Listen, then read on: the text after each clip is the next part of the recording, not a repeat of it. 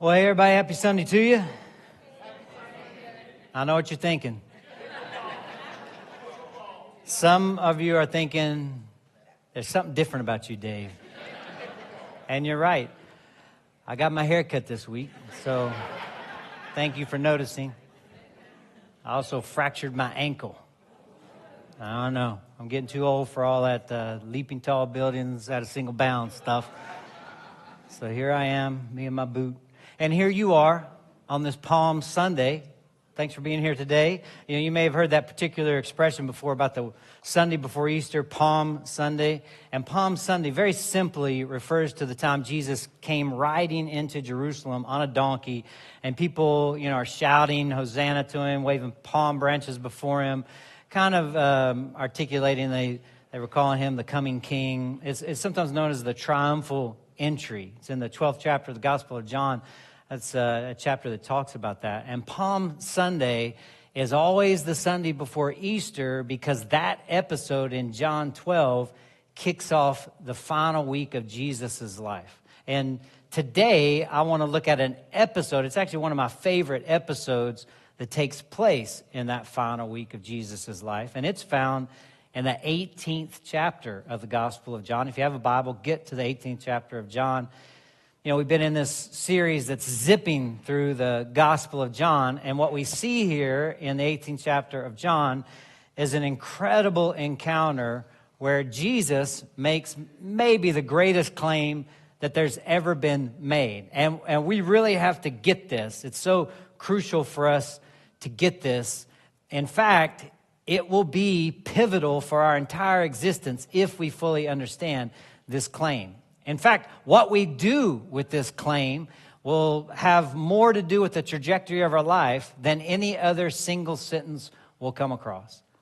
So let's read through this episode, then we'll talk through it. John chapter 18, the first 11 verses, and here's what we read. When he had finished praying, Jesus left with his disciples and crossed the Kidron Valley. On the other side, there was an olive grove, and his disciples went into it. Now, Judas, who betrayed him, knew the place because Jesus had often met there with his disciples. So Judas came to the grove, guiding a detachment of soldiers and some officials from the chief priests and the Pharisees. They were carrying torches, lanterns, and weapons. Jesus, knowing all that was going to happen to him, went out and asked them, "Who is it that you want?" "Jesus of Nazareth," they replied. "I am he," Jesus said. And Judas the traitor was standing there with them. When Jesus said, "I am he," they drew back and fell to the ground. Again he asked them, "Who is it that you want?" "Jesus of Nazareth," they said. "I told you that I am he," Jesus answered. "If you're looking for me, then let these men go." This happened so that the words he had spoken would be fulfilled. "I've not lost one of those you gave me." Then Simon Peter, who had a sword, drew it and struck the high priest's servant, cutting off his right ear. The servant's name was Malchus. Jesus commanded Peter, "Put your sword away. Shall I not drink the cup the Father has given me?" All right, this scene, again, taking place in the last week of Jesus' life, it's a scene that might be familiar to many of you. It's the arrest of Jesus, and there's a whole lot in here that we got to pay attention to. And first, what we see is, again, this incredible claim by Jesus. It's there in verses 4 and 5 when it says, Jesus, knowing all that was going to happen to him, went out, asked them, "Who's it you want?" "Jesus of Nazareth," they replied. And Jesus said, "I am he." And we got to see that they respond in a real strange way, which we'll talk about here in just a second. But here's what Jesus says. In the English translation of what's originally written in Greek, for intelligibility purposes, the translators translate it, "I am he." But literally, the he is not in there. What Jesus actually says when he stepped forward in front of these Roman soldiers is, "I am." And that should ring a few bells for those of you who have some familiarity with key parts of the Bible. Because "I am" is the name of God. Like earlier in the Bible in Exodus 3, when God appears to Moses and says, "Moses, I want you to go and I want you to lead my people into freedom. Go to Pharaoh and say, 'Let my people go.'" And Moses said, "Well, who should I tell Pharaoh is sending me? Like, what's your name?" And God says, tell Pharaoh, I am sent you. Just the Hebrew verb, to be. I am. That's my name.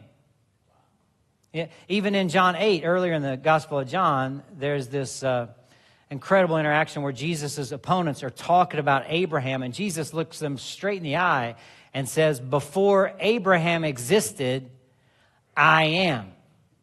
Like he didn't say, before Abraham existed, I was, which would be, incredible enough. He says, I am, just like he says it here in John 18.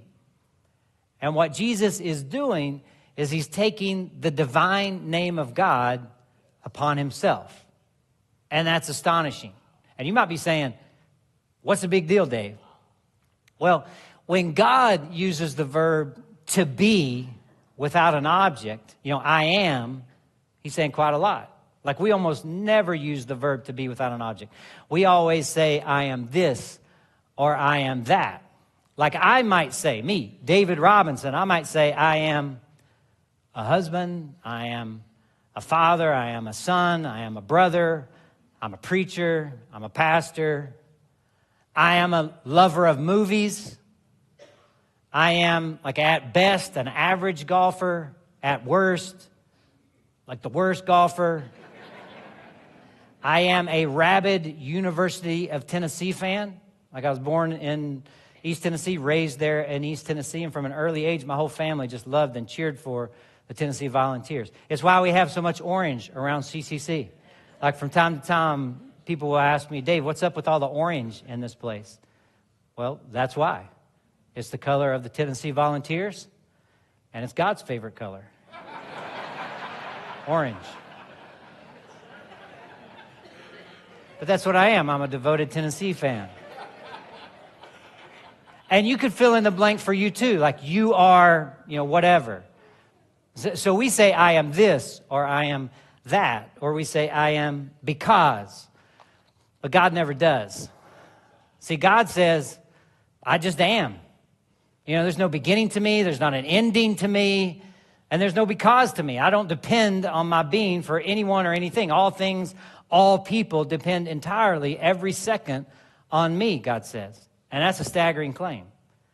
But when a living, breathing human being, like when Jesus Christ takes that name upon himself, claims that upon himself, well, that's a whole nother level. And it's also a problem for us today in our culture, and here's why. See, Jesus is saying something that no other founder of any major religion ever said. In fact, he's saying quite the opposite of what everyone else says. The exact opposite. I don't want you to miss this. See, every other founder of a major religion was a prophet or a teacher or, a sage or something. And what they said was, hey, this is the way to God. I have come to show you the way to God.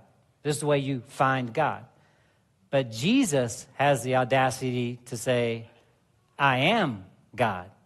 Jesus is saying, I've not come to show you how to find God. I am God coming to find you, reaching out to you, searching for you.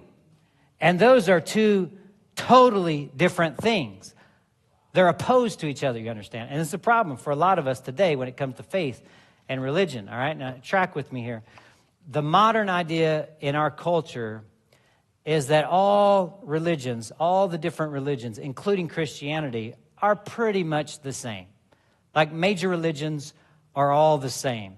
And, they help meet some people's needs sometimes. So they're all kind of sitting there for you to decide which one is best for you in particular. But Jesus won't let that happen. And it's important to understand why.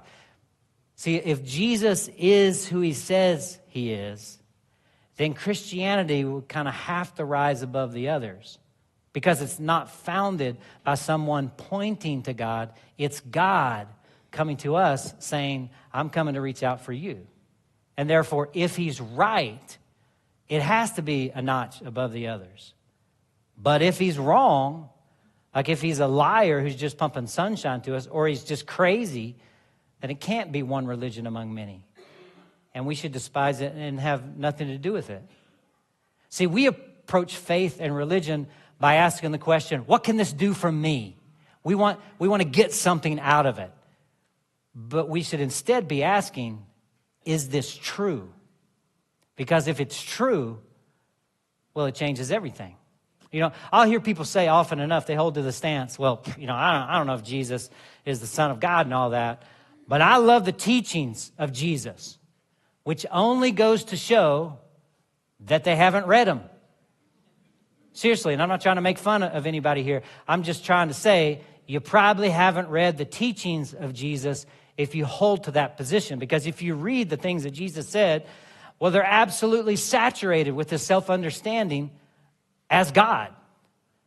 Like a couple of things he said. There's this one place where he says to his opponents, I keep sending prophets to you down through the centuries, and you keep killing them. And we're like, what? Who are you? Like, here's a human being, Jesus, saying, I've been sending you folks for centuries. Another time he says, I saw Satan fall from heaven like lightning. We're like, you saw what? Where were you? Who are you? What are you smoking? And this is on about every page, you know? And so it brings us back to this. Either Jesus is who he said he is, and that would make Christianity a superior faith, or he's not who he said he is, and it would make it an inferior faith. But Jesus will not sit on the shelf with all the rest. It can't. He can't. He won't. And it's not a matter of, Dave, you're just being intolerant. Nope. I'm just listening and paying attention to what the guy said. Are you? Jesus claimed to be Lord and God, the one true God. And we got to decide about this. C.S. Lewis, in his classic book, Mere Christianity, he says it like this. This has become known as Lewis's trilemma. And here's what he writes. I'm trying here to prevent anyone from saying the really foolish thing that people often say about him. And I'm ready to accept Jesus as a great moral teacher, but I don't accept his claim to be God. That is the one thing we must not say. A man who was merely a man and said the sort of things Jesus said would not be a great moral teacher. He would either be a lunatic on the level with the man who says he is a poached egg, or else he would be the devil of hell. You must make your choice, he writes. Either this man was and is the Son of God, or else a madman or something worse. You can shut him up for a fool, you can spit at him and kill him as a demon, or you can fall at his feet and call him Lord and God. But let us not come with any patronizing nonsense about his being a great human teacher. He has not left that open to us. He did not intend to. You see, he's saying Jesus claimed to be God. And if he made that claim knowing it isn't true, then that makes him a liar. If he made that claim and he thought that claim was true, but it's not true, well, that would make him a lunatic. But if he made that claim and it is true, well, that would make him God. And I know how uncomfortable all this makes us here in our culture, because it hurts our cultural understanding that all religions are the same. But they're not. And here's the deal. If you have a mild response to Jesus Christ, I don't know if that has much intellectual integrity to it. Like if you hear what Jesus says about himself and you decide that he's right, then you got to fall on your knees in love and commitment to him and say, command me, and absolutely build your entire life around him. Or if you decide he's wrong, you should have nothing to do with him or his faith. You shouldn't want to read his teachings or find him inspirational at all. You should have absolute disdain for him. Or thirdly, it has integrity to be temporarily neutral because you're trying to sort it through it all. But the thing that doesn't seem to hold water to me is to say, I kind of like Jesus. He kind of inspires me. I kind of like his teaching. I come to church ever so often. I'll pray to him sometimes. That doesn't hold water. To tepidly respond to Jesus Christ means you're not listening to him. You don't even know who he is. And this is so important. This is why John makes such a big deal out of who Jesus is all throughout his gospel. That's his main concern, the identity of Jesus Christ. And this here in John 18 is the greatest claim in history. And it's the most important thing. Our decision about this will be the most important stance that we ever take in our lives. Now, what happens next in John 18 is pretty fascinating, because Jesus gets out there and he says, I am. And did you notice what happens next? Verse 6, when Jesus said, I am he, they drew back and fell to the ground. All right, so what's this all about here? Well, if we go back up to verses 2 and 3 there, so Judas came to the grove, guiding a detachment of soldiers, some officials, chief priests, Pharisees. They're armed, they're carrying torches, lanterns, weapons, but he's guiding a detachment of soldiers. And that word detachment is a formal word, and it could mean one of several things. It could mean, as a detachment of soldiers, it could mean about 200 soldiers, or it could mean about 400 soldiers, or it could mean up to 1,000 soldiers, about 250 of which would be on horseback. It could mean any of those things, this particular word. But let's just take the lowest, the smallest number there, 200. 200 soldiers, plus all these other people, and they're armed to the hilt. That's quite a group to send after a Galilean rabbi, don't you think? And these would be imperial troops. These would be battle-hardened soldiers, tough guys, no matter how you look at it. And here's a mild-mannered carpenter, a teacher, a philosopher, a rabbi, and he stands up and he says, I am, and this entire Roman troop is knocked flat on their backs. Why? Well, it's because, and we see this all throughout the Bible, it's because nobody can stand on their feet in the unveiled presence of God's glory. Everybody loses their footing. And there are all these examples all throughout the Bible, like in Ezekiel 1. Ezekiel, God appears to Ezekiel there and he's knocked flat. Or you can go to 2 Chronicles 5 in the Bible. And in 2 Chronicles 5, they just dedicated the temple. And when they dedicate the temple, the glory of God comes down like fire. And we're told that the priests, they could not stand to minister. Literally, they were knocked flat. They couldn't stand up at all. Or in Isaiah 6, some of you are familiar with that episode. Isaiah, he comes into the presence of God in the temple and he says, woe is me, I'm coming undone. I'm coming apart. So like all throughout the Bible, when we see the unveiled glory of God, just a glimmer of it, we find that nobody can stand on their feet before God's power and glory. They all lose their footing. They're all knocked flat. And what we've got here in John 18 is Jesus is sort of flexing a bit, shall we say. Like before he gives himself up, before he lays his glory aside, before he goes to the cross, before he chooses to endure the suffering and pain of the cross, he shows just a little bit of who he really is. And even just a glimpse of his glory, just a beam through a crevice is enough to knock an entire Roman legion flat. Because in the unveiled presence of God's glory, nobody can keep their footing. And here we are again up against the way our culture approaches spirituality. Like when people think about being spiritual, and most people in our culture say, I'm not religious, I'm spiritual. You've probably heard that before. Many of you probably say that. And what people are usually tending to think about is this. When they think about being spiritual, they think, well, God is a divine presence. God is a divine spirit of love. And spirituality means that I'm in tune with that. And spiritual feelings mean warm, wonderful, inspiring, positive, uplifting things. It's all incredibly squishy. But that's not reality. See, when people actually got near even a portion of God's glory, they were terrified. It was traumatic. It wasn't warm. It wasn't wonderful. It knocked them flat. They were scared to death. Because nobody can stay on their feet in the unveiled presence of God. Everybody's knocked over.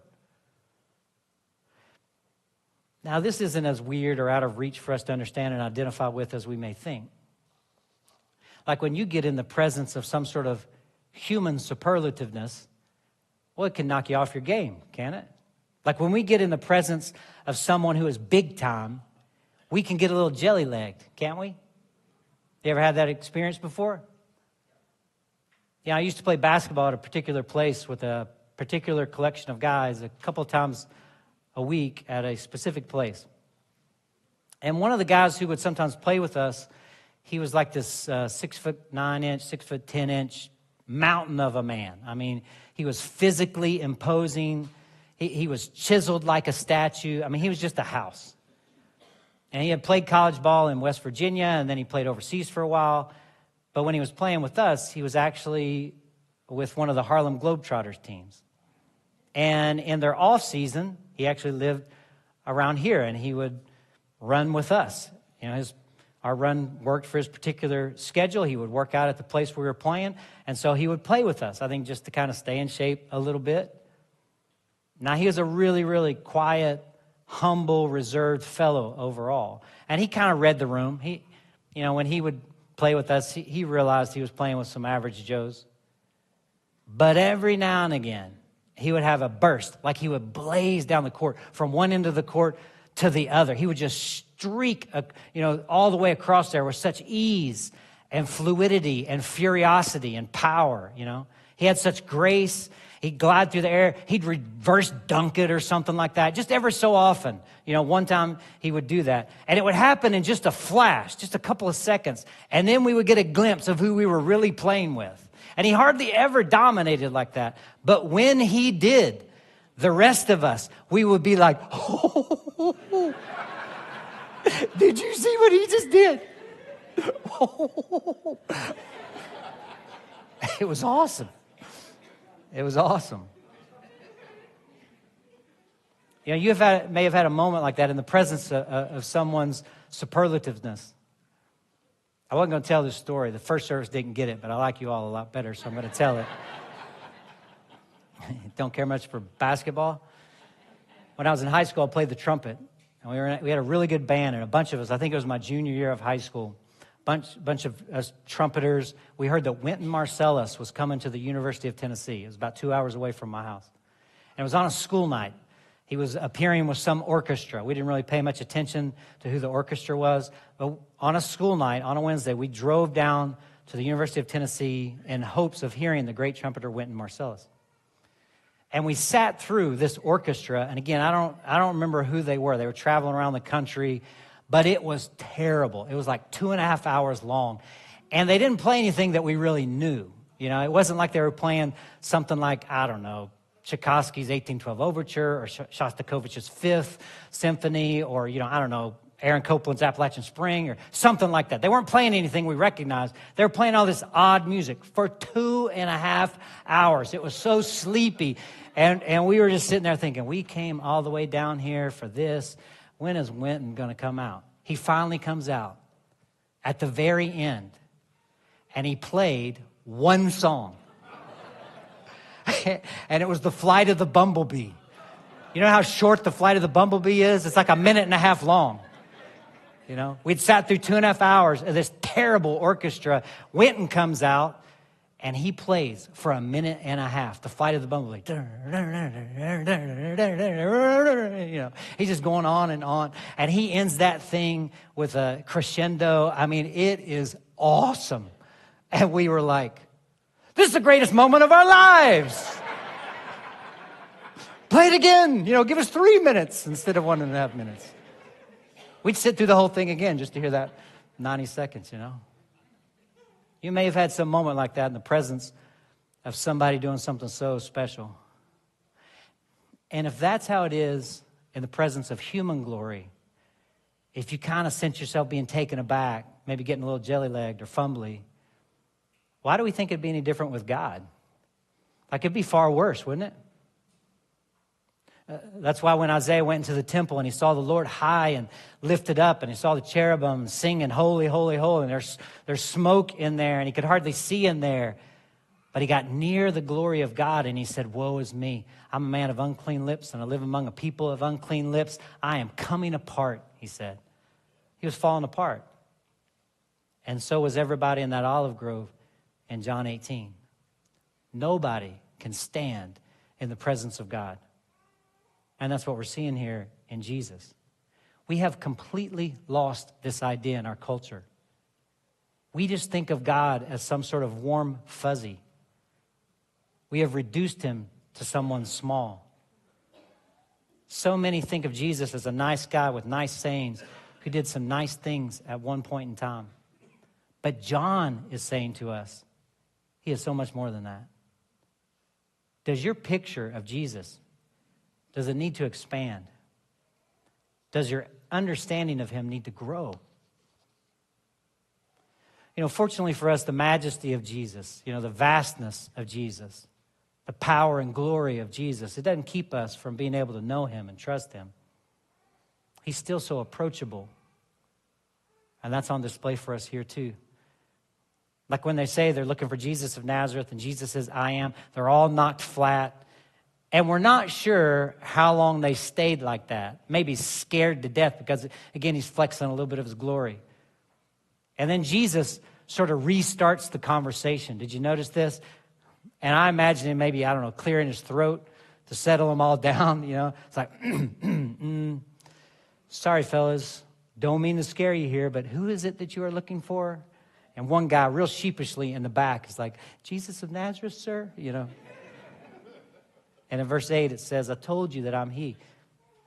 If you're looking for me, Jesus says, then let these men go. And this happened so that the words he had spoken will be fulfilled. I've not lost one of those you gave me. Now, gang, this right here is why we can trust him. Keep in mind that when the soldiers arrived, all the disciples were in mortal danger as well.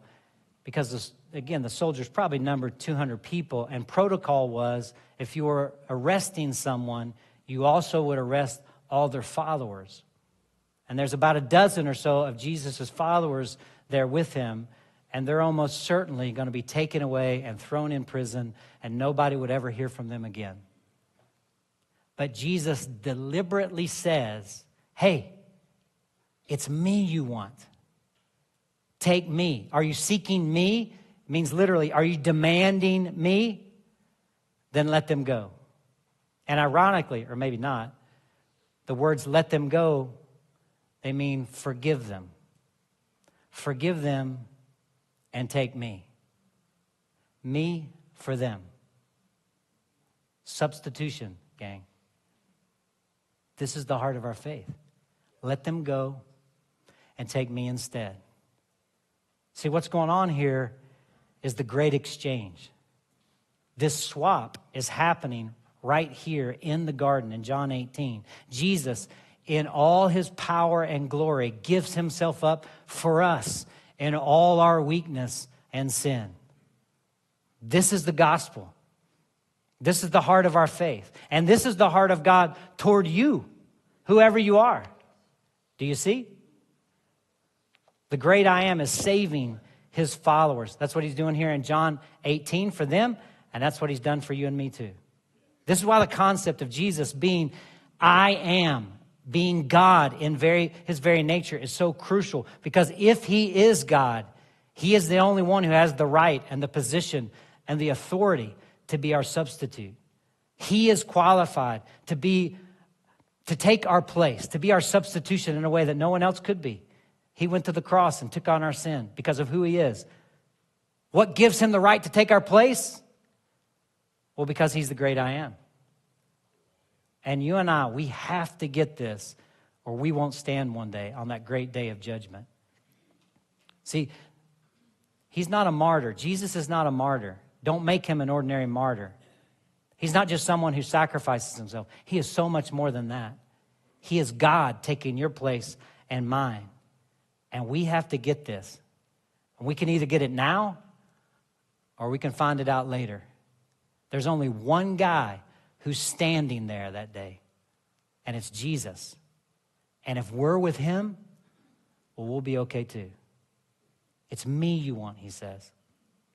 I'll take their place. Take me. Let them go. Do you believe this? Imagine believing this to the bottom of your heart.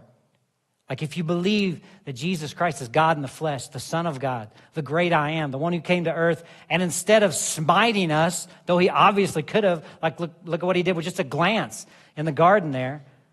Instead of smiting us, he went to the cross for us. He took our sin so that we would not be undone. And our response to that should be to fall before him with our entire lives and to build our lives around him. And listen, if you're not sure if you believe this through and through, well, keep exploring. Keep coming back. keep trying to figure it out. You know, this scene, it's so crazy. This man speaks 2 words, an entire attachment of soldiers fall flat, and then he says, but you can take me. I'll give myself up for them. It's remarkable. And I love how it ends, just the last verse or two. It's so comforting how it ends. Did you notice this with Peter at the end of this episode? I want you to know how comforted I am by what Peter does. Peter has been 3 years in sort of a graduate training level with Jesus. He's been with him for 3 years solid, following him around, listening to him, being taught by him. Like you go through the Gospels, not just John here, but Matthew, Mark, and Luke. Jesus has been saying to Peter and the other disciples, I didn't come to rule. I came to die. I didn't come to pick up a sword. I came to give my life. I'm going to be betrayed. I'm going to be given over into the hands of the chief priests. I'm going to sacrifice myself. He's been telling Peter about this, getting him ready with the gospel, teaching him the gospel, telling him the gospel, leading up to this moment. And when that key moment arrives, what does Peter do? He gets out a sword and he cuts off some servant's ear. First off, where did he get a sword? like the sword of Gryffindor just suddenly appear in the garden that day? Is this where Excalibur is actually located? Now we have the secret place. But I'll tell you what else. How encouraged I am that Jesus did not turn to the soldiers at this point and say, you know, I've changed my mind. Why don't you take him instead? Seriously, why didn't Jesus Christ turn and say, I'm supposed to die for this guy? I'm supposed to die for a person who denies me and everything about me in word or deed to the very moment of my death? But he doesn't say that. What's he say? Okay, Peter, let's go over the gospel one more time. This is the cup my Father has given me to drink. This is unyielding love. No amount of our impulsive foolishness will keep him from coming for us. No amount of pain will stop Jesus Christ from saving us. No amount of our own stupidity will stop him from reaching out to us. No amount of not living out the gospel in our daily life will stop him from loving us. And just so, we'll never get too far away from this. Like Jesus, in his infinite wisdom, attached a reminder to a meal, and he instructed us to make celebrating this meal a practice whenever we gather together. It's called communion. And we're going to celebrate it right now. Like we take a piece of bread, a little bit of juice, and we remember that Jesus set aside his glory. He emptied himself of what was rightfully his. He humbled himself and became obedient to death on a cross so that we could be forgiven and free and full of life and full of hope. And just like these folks who are getting up to go get them in the back, there are individually wrapped packets in the back. You can grab them right now if you want. And let's take a few moments and let's thank God for Jesus and all his glory and how we can trust him no matter what. Let's celebrate communion right now.